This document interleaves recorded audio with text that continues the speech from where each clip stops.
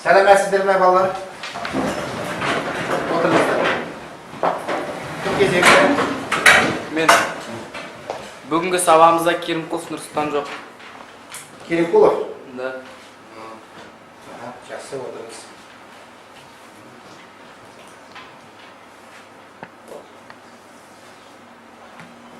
Ал енді жігіттер, бүгінгі сабақтың алдында мен сіздермен бүгінгі сабақтың алдында бір көмекші сұрайын деп едім, өзімнің араларына көмектесетін, компьютерді жақсы танитын бір жігіт болса араларынан.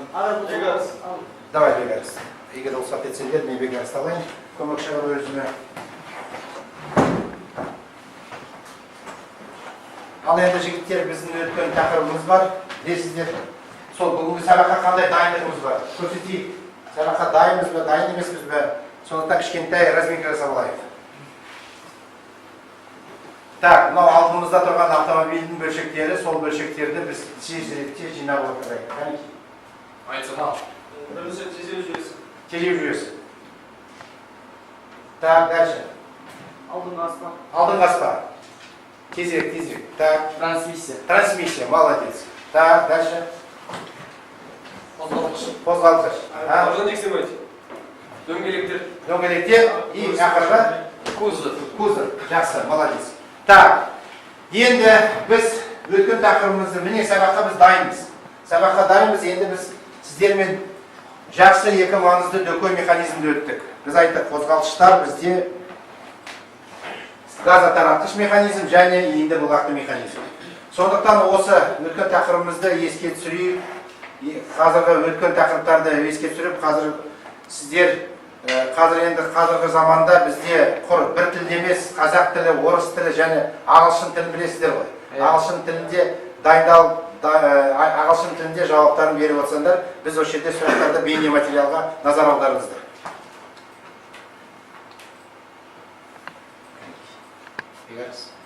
Пауза берейік. Так, мынау алдарыңызда Юнит, блок. Молодец. Так. Алдарыңызда. Давай. Краншафт. Енді бұлақты. Так. Алдарыңызда. Шатук. Молодец. Окей. Так. Давай. Пистон. Спек. Так. Енді не қалды? Енді әрмен қарай бізде не керек?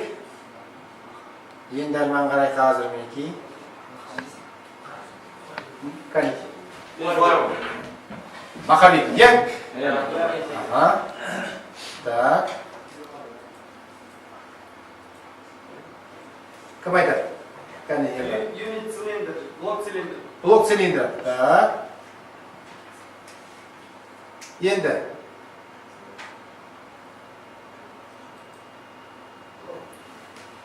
Давай. Клапан, волф. Клапан, волф.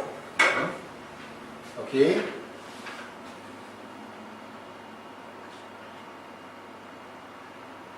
Так. Енді мінекей. Кәне? Тамшат. Распредвал. Таратқыш білек. Так.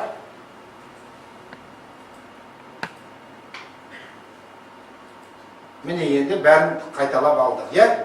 Нақты біз айттық, құрал жабдықтар, бөлшектерді айтып алдық, алдарында болған. Так, енді біз осы біздің топты екі командаға бөлсек қайтеді. Екі командаға бөлсек, сондықтан сайыс ретінде біз қазіргі сабаққа дайындығымызды көрсетейік, сайыс ретінде өткізейік. А тобы сол жағында отырсын, Б тобы оң жағымызда отырсын, е?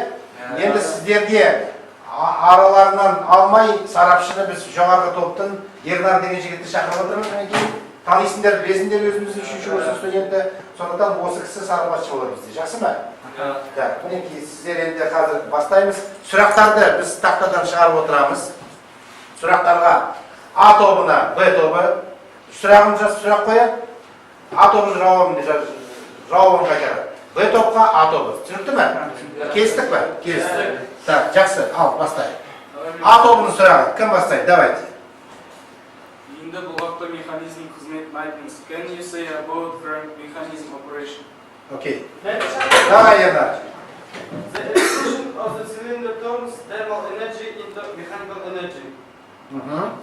Так. Б тобының сұрағын кім оқиды? Так.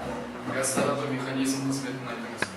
The operation of the gas distribution mechanism. Так, давайте. Марат? Gas distribution mechanism ensures the valve opening and closing. Окей. Так, А тобының Мен сұрағы. сұрақ қойыңызшы. Үйінді бұлғақ механизмінің құрылымы және бөлшектерін айтыңыз. The structure of crank mechanism. Так, кім жауап береді? Камалбек? Көрсетіп отырыңдар мына бөлшектерді. Crankshaft, flywheel, piston, connecting rod, bearing, ring, cylinder, unit. Окей. Жақсы. Так. Б тобының сұрағын. Кім оқиды? Кәнекей. Газ тарату механизмінің құрылымы және бөлшектері. What kind of construction unit the gas distribution mechanism consists of? Так, давай. It consists of camshaft, viac, valve strings, and rod. Окей. Так, әрмен қарай, тез жігіттер. А тобының сұрағы, үшінші сұрақ. Енді бүліктің ойыстығы қысуы немен шектеледі? How limited the actual shift of the crankshaft? Окей. Так. Up at that point and low at that point. Так, жақсы. Әрмен қарай, Б тобының сұрағы. Мен оқиыншы. Давай. Таратқыш біліктің айналысқа келуі. How does the camshaft revolve? Давай. Camshaft revolve using gears, belt, and or chain. Окей. Так. Төртінші сұрағымыз біздің А тобына. Көп цилиндрлі қозғалыштарда цилиндрлердің орналасу тәртібі. What kind of material is it to make the cylinder block? Давай. Rov оппозиты F-shaped, W-shaped. Оппозитный, және рядный и F тәрізді. Б тобы. Окей. Так. Б тобының сұрағы. Кім оқиды? Кәнекей. Клапанда мен түйінді арасындағы саңылау не үшін қажет? Why do gas need between the valve and the roller? Жақ жауабын. Discharges should be made by the valve. The valve mechanism. Окей. Так. Бесінші сұрақ. Мен Аха. поршень піспе сақиналардың арналы орналасуы және ойықтардың орналасуы. Special arrangement of the piston rings and the location of the grooves. Так, жауабын давайте. In compressing piston runs to compressed oil spectrum. Окей. Бесінші сұрақ Б тобынікі. Давай. Клапандар саны және материалдың айырмашылығы. The numbers and material difference of valve. Так, и ақырғы сұрақ, алтыншы сұрақ. Давай. Number of depends on engine power. Valves is intake and exhaust. Intake is larger than exhaust. Exhaust mating headproof. Окей. Алтыншы сұрағымыз. Endi bilekte niye aynasına getirdi? What about the camshaft in position as it rotors? Мен жауап берейінші. Давайте. The crankshaft is initially driven by a starter and working motion. Окей. Б тобының ақырғы сұрағы. Так, давай. Жоғарыда және төменде орналасқан клапан бөлшектерінің артықшылықтары. Advantages of valve unit setup and down. Мен жауап берсем болады. Давай. The above valve is effective and the valve valve of heavy because the air circulates. Окей. Так, жақсы. Енді міне біз сіздермен қайталап, өткен тақырыбымызды қайталадық.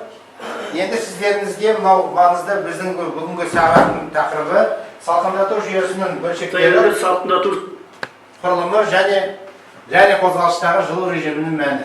Біз айттық, что қозғалғыш жұмыс жасаған кезінде бүкіл механизмдер бәрі қызады, иә, сондықтан бұның бізге салқындату жүйесі өте маңызды. Майлау жүйесі де, салқындату жүйесі де әр жүйенің өзінің жұмыстары қызметтерін атқарады. Сіздердің назарларыңызға қазір мен кішкентай бір бейнематериалды көрсетейін. Бейнематериалды көрсетейін. Жүйесі жұмыс істеу нәтижесінде қызатын двигательдің бөлшектерін салқындатуға арналған. Әр түрлі инжекторлы, дизельді және карбюраторлы двигательдердің негізгі элементтері және салқындату жүйесінің сұлбалары ұқсас болып келеді. Дизельдің сұйықпен салқындату жүйесі құрамына кіретіндер: ұлғайтқыш багы, пайдаланған газдарды айландыру жүйесінің радиаторы, жылытқыштың жылу алмастырғышы, салқындату сұйығының насосы, май радиаторы, салқындату сұйығының қосымша насосы, салқындату жүйесі насосы. Двигательдің салқындату жүйесіне су көйлегі кіреді. Жүйенің жұмыспен реттеу жұмысын басқару элементтерін пайдаланады. Онда термостат және датчиктер. Радиатор қызған сұйықты ауа ағынымен салқындатуға арналған. Радиатордың жылу беруді көбейту үшін арнайы түтікті құрылғысы болады. Жүйеде негізгі радиатормен қатар пайдаланған газдарды айландыру жүйелі радиатор болуы мүмкін. Бұл радиатор пайдаланған газдарды салқындатады. Оған жанармай ауа қоспасы жануымен және азот оттегі құрылуымен температура төмендеу арқылы жетеді. Салқындату жүйесіне кіретін пайдаланған газдар радиаторы жұмысын салқындату сұйығын айландыратын қосымша насос қамтамасыз етеді. Жылу алмастырғыш өзі арқылы өтетін ауаны қыздырады. Жылытқыштың жылу алмастырғышы тиімді жұмыс істеу үшін оны двигатель салқындату көйлегінен шығатын қызған салқындатқыш сұйығы шығуына орнатады. Салқындату жүйесін сұйықпен толтыру әдетте ұлғайтқыш вага арқылы орындалады. Ортадан тепкіш сұйық насосы помпа. Салқындату жүйесінде салқындатқыш сұйық тұрақты айналы тұруын қамтамасыз етеді. Насос қозғалысты ремен немесе шестерінің көмегімен алады. Турбо үрлегішті және жанармай бүркішті двигательдер екі контурлы салқындату жүйесімен және қосымша помпамен жабдықталады. Ол бағдарламамен қамтамасыз етіледі. Салқындату жүйесінің жұмыс істеу тәртібі. Салқындату жүйесінің жұмысын двигательдердің басқару жүйесі қамтамасыз етеді. Сұйық қозғалысы двигательдің салқындату көйлегі арқылы жүреді. Температураға байланысты сұйық кіші немесе үлкен айналыммен айналып салқындайды. Двигатель от алдырғанда двигатель және салқындатқыш сұйықтары салқын болады. Двигатель тезірек қыздыру үшін салқындату сұйығы кіші айналыммен айналады. Радиаторға бармай. Термостат бұл кезде жабық болады.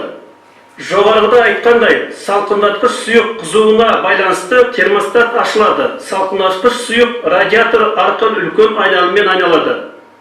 Қызған сұйық радиатордан өткенде қарсы ауа ағынымен салқындайды. Қажетіне қарай сұйық желдеткіш ауа ағынымен салқындатады. Турбо үрлегішті автомобильдерде екі контурлы салқындату жүйесі қабылдануы мүмкін. Мінекей, енді көріп өттіңдер, мінекей жаңа ғана сіздердің назарларыңызда мінекей көрсеттік. Салқындату жүйесі деп айтып отырды. Міне, бізде білесіздер, бізде екі айналым бар. Не кіші айналым болады. Бұл кіші айналым түсініп отырсыздар ғой қандай, блоктың ішінде, арнаулы көйлектердің ішінде, каналдардың ішінде сол сұйықтық бізде айналады, кішкентай айналым жасайды. Және температура көтерілген сайын, уже әрмен қарай термостат ашылып, үлкен айналымға айналып, мұнда салқын бүкіл сұйықтығымыз қайда барады? Блокқа барады. Блоктағы ысып тұрған сұйықтығымыз қайтадан радиаторға келеді. Міне біздің қозғалғыштың жұмыс жасаған кезінде температурамыз 1800-3000 градусқа дейін көтеріледі. Білесіздер, бұна ненің ішінде? Ең маңызды, біз айттық, үшінші тактың ішінде жұмыстар жасалған кезде. Ең маңызды тактысында. Сондықтан бізде осындай айналысқа берілетін, міне осындай кішкентай бітті айналым мінекей мұнда жақсы көрсетілді. Міне блоктың ішінде цилиндрлардың айналғанда бүкіл сұйықтықтың жүретін жүрісі міне бүкіл кішкентай. Міне термостатымыз тұр. Термостат нағыз маңызды жұмыс атқарып тұрады бізде. Осы жерде тағы құрылымын айтып өтсек, радиаторымыз тұр. Мінекей, және мінекей осы жерде бізде тағы айтып отқанымыз міне датчик тұр. Датчик температураны қосымша міне салқындату насосы тұр. Салқындату насосы бізде жұмыс жасайтын. И әрмен қарай айтып отырсақ, осы міне кіші айналыммен үлкен айналымды екеуін жұмыс жасалып еңбек етіп тұрған и желдеткіші бар қосымша. Тағы бір айтатын нәрсе, мынау желдеткіш бізде қандай қызмет атқарады? Ол радиаторды салқындатады, иә? Радиаторды салқындатады. Бір жеңіл көліктің, мысалы, жүк көлік болсын, жеңіл көлік болсын, ол бір орында тұрмай қозғалады. Ол да бізге кішкене не береді, немене салқындатады, иә? Ол да бір жағынан ауа кіреді. Екіншіден желдеткіш тағы да өзіне қарай не істеп тұрады? Иә, ол да өзіне қарай желді салқындатады. Енді әрмен қарай айтып өтсек, қазір екі бізде түрі бар, суыту нәрсе, бізде біреуі немен ауамен, біреуі сұйықтықпен. Ауамен өте оңай, білесіздер, қандай көлікте бар бізде ауамен?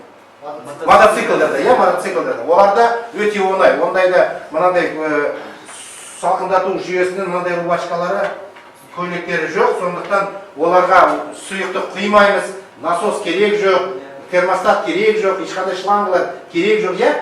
Бірақ оның да тез қызып кететін кемшілігі де бар. Жақсылығы да бар, кемшілігі де бар, иә? И мында да міне сұйықтықпен жасағанда бізде ең маңызды қарапайым, өйткені бізге бір температураны сақтап тұру керек. Салқын болса ол да жарамайды. Бізде ретсіз салқын болып тұрса қозғалтқышымыз ерте неден шығады. Жұмыстан нелері, сақиналары болсын, және қалған құрал жабдықтары болсын, олар ерте төзімді болып қалады. Сондықтан ондай болмау үшін бізге салқындату жүйесінің бір температураны ұстағаны қажет. Бір температураны ұстағаны қажет. Енді мында мынау қозғалтқышты қызып тұрған кезінде дәптеріңізді ашыңдар, жігіттер. Кішкене мынаны жазып алыңдар, сұйықтықтың қандай көйлектердің араларында, әрмен қарай тағы да несі бар, термостаттың жұмысы бар, соны кішкене жазып алыңдар бүгінгі тақырыпта. Так.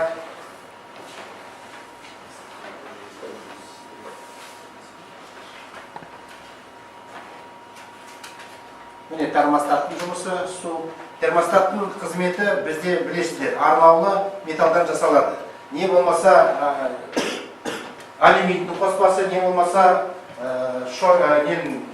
мыс, арнаулы мыстан жасалады. Білесіздер, оның ішінде термический воск деген бір клапанды бар, араласқан капсула. Сол капсула арқылы бізде пружина тартып тұрады, сол клапан ашылады, термостат жабылады, ашылады, жабылады. Жоғары мөлшері температура 110-ға дейін барады, төменгі 85-95-ге дейін барады. Әр автокөліктерімізде температура мөлшері әртүрлі болады. Міне осы жерде сіздердің назарларыңызға термостаттың несі тұр, суреті тұр, осы жерде міне көрініп тұр. Қалай мінекей, бізде мына пружина арқылы, міне мына капсула ішіндегі. Осы капсула жұмыс ішінде, мен айтып отырмын, термический воск бар деп. Сол воск арқылы су қызған сайын воск не істейді? Ериді. Ерігеннен кейін бізде пружина не істейді? Қысады. Сол кезде көтеріледі де, мына жерден бізде клапанымыз ашылады. Ашылады да жұмыс жасайды. Сол кезде біз айтамыз, кіші айналым, не болмаса үлкен айналым. Міне мына макетте тағы да жақсы көрсетілді. Осы жерде мінекей термостатымен, насосымен бәрі де бар. Міне бүкіл даже указатели бар температураның. Мынау жасаған біздің студенттердің қолдан жасаған дипломдық жоба. Дипломдық жобада бұлар көрсетті. Мінекей мынау осылай қиып, кесіп, блоктан әдейі мінекей мынау салқындату насосының жұмыс жасайтын кезін қалай көрсеткен. Мына жерге даже паяльникті қойып, әдейі мына желдеткіштің алдына қойып, қыздырған кезде датчик не істейді? Жұмыс жасайды да. Я, ішінде пьезоэлемент бар, сол пьезоэлемент бір-бірімен замыкайды деді, мына жерге тоқ беріледі, содан кейін бізде желдеткіш жұмыс жасап кетеді. Я, жұмыс жасайды. Мынау жақсы макетіміз бар, осы жерде тағы бір макетіміз бар, мінекей. Соның қазір қайталау кезінде сіздер балалар бізде өзінің жұмысын қосып көресіздер. Жақсы ма? Так, енді әрмен қарай. Енді бізде балалардың араларында осында білім алушылардың алдында алдын ала берілген тапсырмалар бар еді. Сол А тобының бір студенті шығып бізге үй тапсырмасын орындап берсе. Сіздікі радиатор, да? Yeah, радиатор. Радиатор ауа үрлеу арқылы жылуды ауыстырғыш, ол арқылы өтетін салқындататын сұйықтықтың температурасы. Заманауи радиаторлар алюминийде жасалады. Бұл материал жақсы жылу өткізгіште, экономика тұрғысынан радиаторлар өндірісінде жеңіл және өте тиімді болып келеді. Радиаторлар келетін болсақ, радиаторлар алюминді және мыстан жасалған екіге бөлінеді. Алюмин ішінде де оның ішкі құрылысына байланысты трубкалы және ленточный болып бөлінеді. Және де осы екеуінің айырмашылығына келетін болсақ, бұл суреттегі мыстан жасалған радиатор болып келеді. Бұл алюминді радиатор. Радиаторлардың көбінесіне келетін болсақ, құрылысы ол үстіңгі бачок және астыңғы бачок, және де өзінің биіктігіне байланысты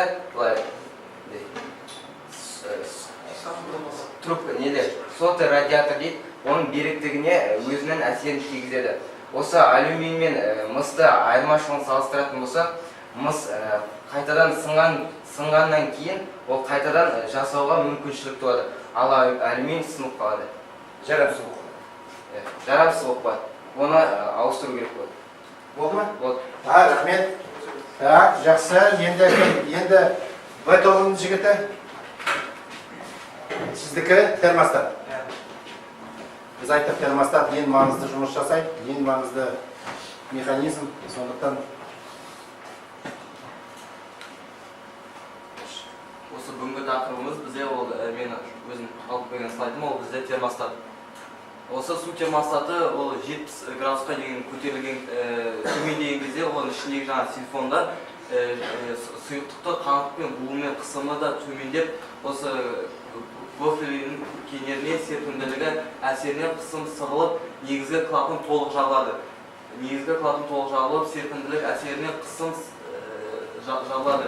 Және де осы біз термостат алатын болсақ, ол бізде мұнда термостат, ол ішінде бірінші бізде пружина тұрады, ол астындағы клапан, үстінде оның негізгі клапан болады, және де ол біздің корпусы болып саналады. Осы және кейбір двигательдерді осы қатты толықтырғыштан церезий мұнай бұлауызығы салынғаннан және екі клапанды термостаттар қолданылады. Осы термостат 70-тен 83 градус температураға көтерілген кезде, ол біздің жаңағы кіші айналымдағы суымыз ол жабылғанында, үлкен айналымдағы клапан ашылады. Ол үлкен айналымдағы клапан ашылған кезде, ол біздің жаңағы сұйықтығымыз толығымен радиатор арқылы өтіп, ол ауаны салқындатып отырады. Ол бізде осы біздің қарапайым күнделікті машиналарда кездесетін термостат. Бұл термостаттың мына жері корпусы, пружинасы болып саналады. Клапанның кіші крупсының үлкен клапан основной және цилиндр ортасындағы. Так, болды, рахмет.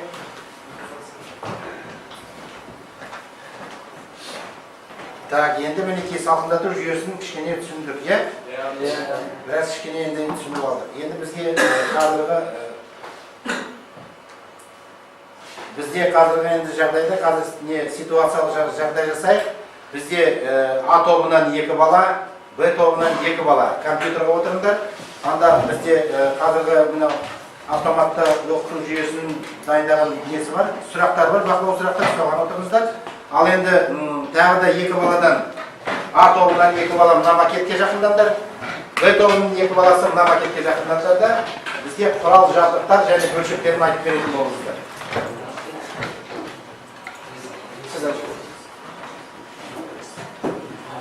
Так. Сіздер енді сосын сарапшы тексереді да, бізге бағасын жағалайды. Ақырын бесін балдарды саны.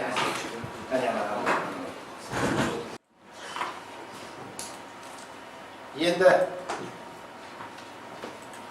автоматтық оқыту жүйесімен анда дайын бақылау сұрақтарына жауап беріп жатсыздар ма? Мысалы, жауап беріп алыңыздар. Анда 5 сұрақтан бар дайын салқындату жүйесімен. және де мынау макетпен, және де мына стендпен. Кім дайын? Дайынсыңдар ма? Атауы. Бастай береді. Бұл жерде бізде макет берілген. Осы макетте салқындату сұйықтықтары өту каналдары бар. Осы канал басында осы головкада жүреді, ол сол каналдар арқылы жүреді да, осы су қызғаннан кейін температураны көрсетеді да, және термостат үлкен айналымда ашады. Әзірше кіші айналымда жүреді, термостат ашқаннан кейін үлкен айналымға шығады. Және осы үлкен айналымда толықпен айналып радиаторға барады да, осы радиаторда салқындатылады. Радиаторымыз біздің қарапайым кәдімгі алюминийдан алынған, және оның алдында вентиляторы бар.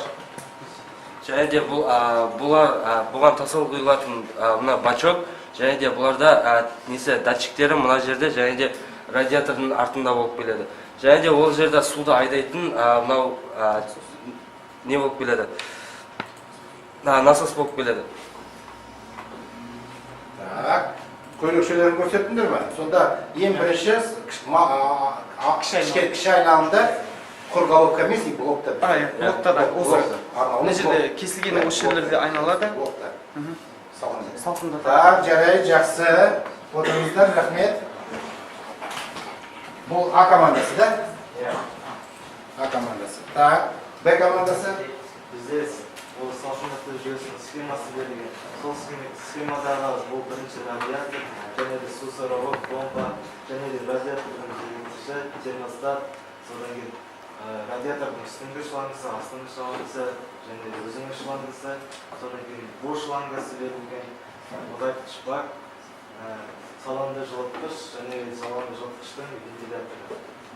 Мынау не жарып тұрған несі? Ол бізде жанып тұрған көк түсті свет, ол бізде мына жерде малый круг жүреді, кіші айналым жүреді. Бұл машина бірінші оталдырған кезде, ол кіші айналыммен жүріп, қозғалтқыш ол тезірек қызатты. Қозғалтқыш қызғаннан кейін температура 80-ден асқаннан кейін 83-85 аралығында помпа ашылады. Помпа ашылған кезде, ол бізде жаңағы термостат ашылған кезде, ол жаңағы біздің су, ол үлкен айналыммен жүре бастайды.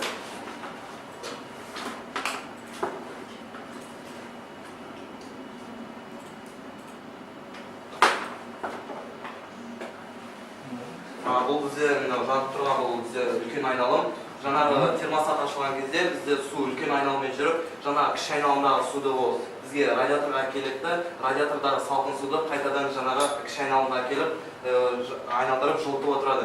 Және де бұл бізде печка болып, машинаның печкасы болып саналады. Бұл бізде бірінші баратын салонный радиаторға кіреді. Ол жаңағы қарапайым радиатор сияқты ішінен жылытып отырады да, мынау кері айналыммен шығады. Ал бізде жаңағы тұрған, ол біздің вентилятор болып саналады. Бұл вентилятор жаңағы радиатордан үреген кезде, ол радиатордағы жылуды жаңағы машинаның салонына беріп тұрады. Ал мұндағы радиатордың желдеткіші, ол радиатордағы ауаның арттыру үшін, және де бұл насос, осында салқындату жүйесіндегі судың, сұйықтықтың циркуляциясы бір қалыпты болу үшін жасалған. Және де бұл салқындату жүйесінде жұмыс жасағанда, бұл бізде термостат, ол термостат жаңағы температураның бір қалыпты ұстап тұруына, және осы бір қалыпты ұстап тұруына бізге термостат және де осы вентиляторлар көмектеседі. Жаңа мотордың қызып кетпеуі сол жағдайларда. Осы салқындату жүйесіне сұйықтық құйылғанда, осы ұлғайтқыш бакқа құйылған. Және ұлғайтқыш бакқа сұйықтықты құйған кезде, оның ең біріншіден ауасын шығару керек. Жақсы. Болды ма? Айда. Олардың қақпақтарында өздерінің қатырын оларды өзі ауа шығарғыштар. Ауа шығарғыштар. Радиаторда және ұлғайтқыш бакта. Рахмет. Ол айтып отқаны, мінекей, рахмет отырыңыз. Айтып отқан мынау радиатордың үстінде тұрған қақпақшамызда, мұнда бұл шығаратын және ауа кіретін клапан бар. Екі клапан сол ашылады. Бұл егер бізде қызып кеткен жағдайда болып қалған, әртүрлі жағдай болып қалады мысалы. Егер бір жерден бізде ағып тұрса, және тағы басқа жағдай болып қалған кезде, осы бұл шығаратын және тағы да ауа кіретін клапандарымыз жұмыс жасайды. Бізде мынау кіші көлемде көрсеткендердің ол кезде кіші айналымда қозғалтқыш әлі дайын емес жұмысқа, а егер үлкен айналымға араласқаннан кейін біздің қозғалтқышымыз или автомобиліміз, или автокөлігіміз жұмыс жасауға дайын деп айтады. Солай емес пе? Так, жақсы, мынаны сөндіріңдер. Енді сарапшымыз мына авозды тексерейік. Автоматтандыру шығардыңыз ба? Кәне, сұрақтарын кәне. Так. Термостат. Помпа. Сарапшығын көрейік. Вентилятор.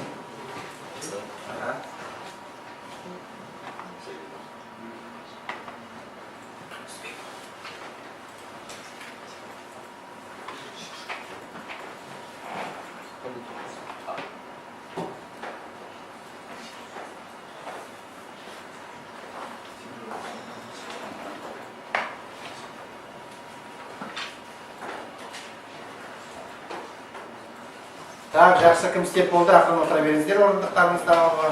Енді қазір сарапшымыз бізге шешім шығарады. Бәріңіздерге рахмет. Так.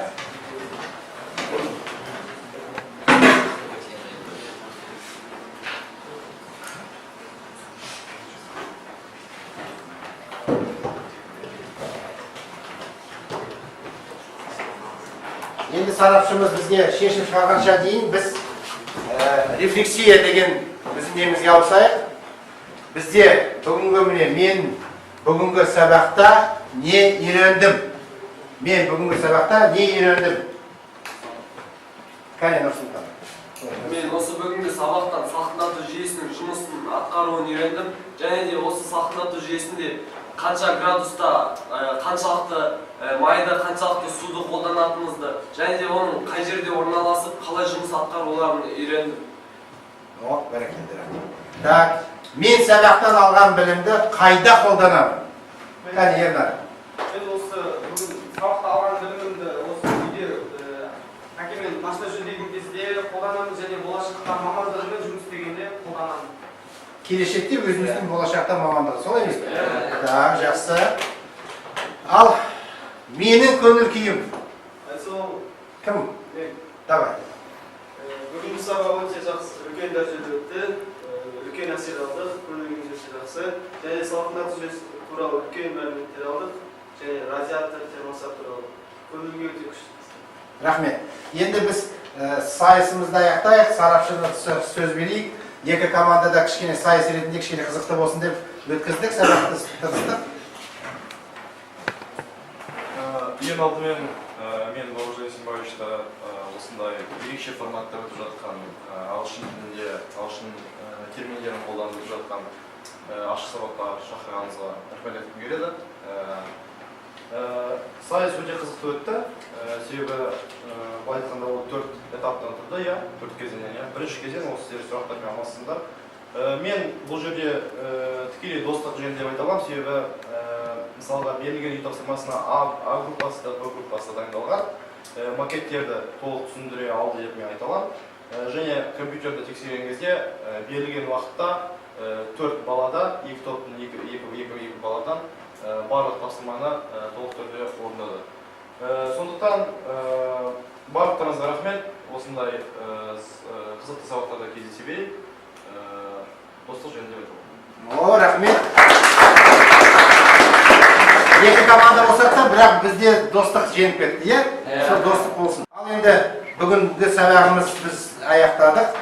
Сабақтың мақсатына біз жеттік. Балалар, жігіттер, сіздерге көп-көп рахмет. Үйден презентация жасап келгендеріңізге, үй тапсырмасын орындағандарыңызға 2 бағадан қоямын. Ал енді жауап бергендеріңізге 1 бағадан қоямын, үздік жақсы бағаларды қоямын. Сосын үй тапсырмасы сол автокөлік құрылымы пәнінен 99-108 беттерге жазылыңдар, жарай ма? Жарайды. Рахмет көп.